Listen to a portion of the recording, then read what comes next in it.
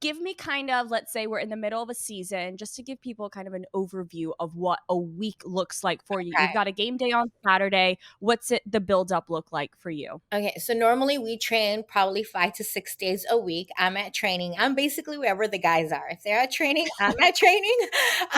Managing media afterwards. We do media availabilities pretty much in our case on a daily basis. We're pretty open about the access we give the media, so they can come down any day after the week.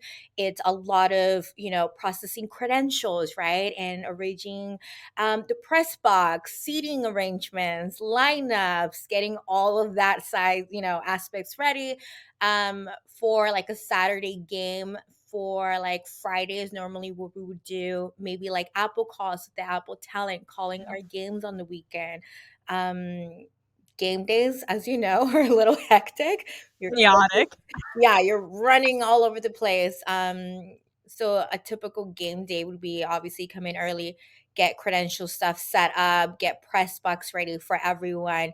By that point, leading up to a game day, you already have interview requests from certain people. So it's just making sure timing wise you're very organized and have a certain person for a live hit at a certain time. And it's just nonstop. You have interviews, game, post game interviews, you have game recaps.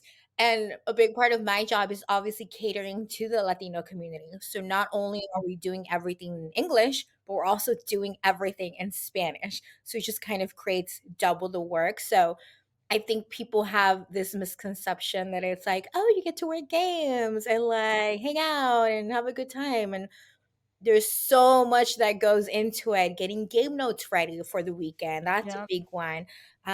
It's just a lot of facilitating and communicating with many different departments to even make a game day happen. It's a lot that goes into it.